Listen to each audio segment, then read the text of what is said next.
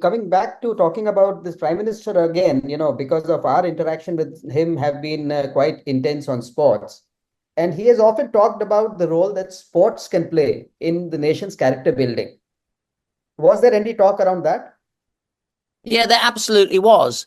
And he quite rightly, we both agreed that one of the big challenges that will probably be a drag anchor on the ability of countries to be able to meet the economic challenges of being, a global player is going to be the health and fitness, both mental and physical, of workforces. Correct. And the challenge going forward is that more and more of our global population are physically inactive. I think by 2030, something like a third of the nation, a third of the global population will be formally designated as physically inactive.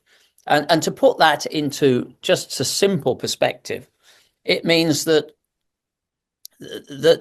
a large proportion of your community are not physically able during the normal course of a day to see through that day in optimal fashion. It's, not actually, frankly, wanting to climb a flight of stairs. Now, that has a profound impact, I think, and we both agreed on that, in terms of added burdens to your healthcare system, patterns of illness that become prevalent maybe decades in advance of when they should.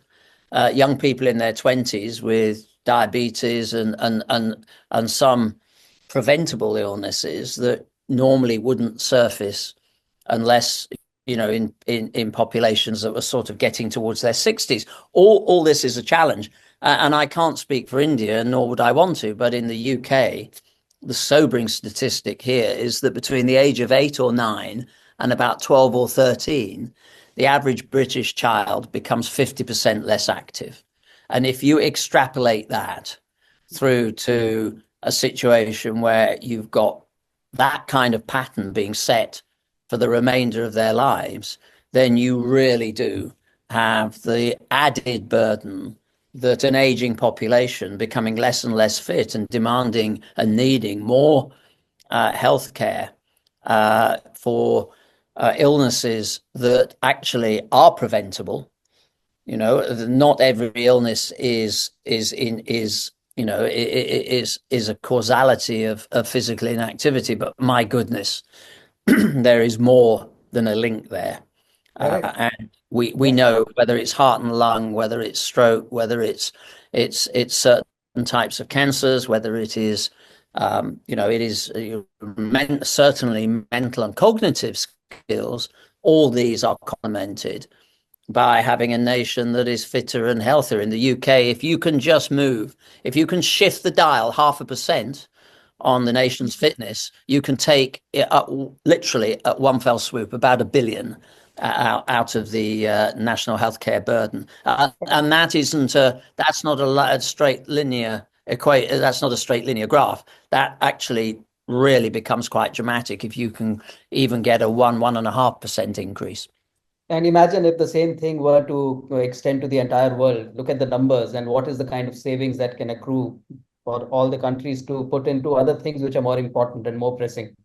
Well, yes, and also even when you've got healthcare budgets, you can be targeting things that are really managed that are posing you some big challenges, rather than actually just focusing your budgets on very reactive situations to health, to patterns of health that really don't need to be as profound as they are.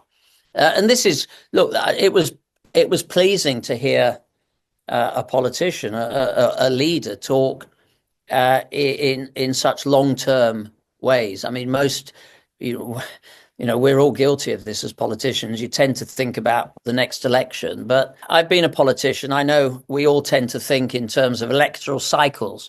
It was comforting to listen to a politician, a world leader, talk about outcomes that probably won't come to fruition within his own remit as Prime Minister, and that's a good thing. You know, we do tend to think rather short term, and it was comforting to hear somebody with such an embracing vision that was looking decades ahead, not just about the next electoral cycle. Of course, the electoral cycle is important. You want to be there to be able to implement those policies, but it's really important that you do think beyond the curtilage of the next election.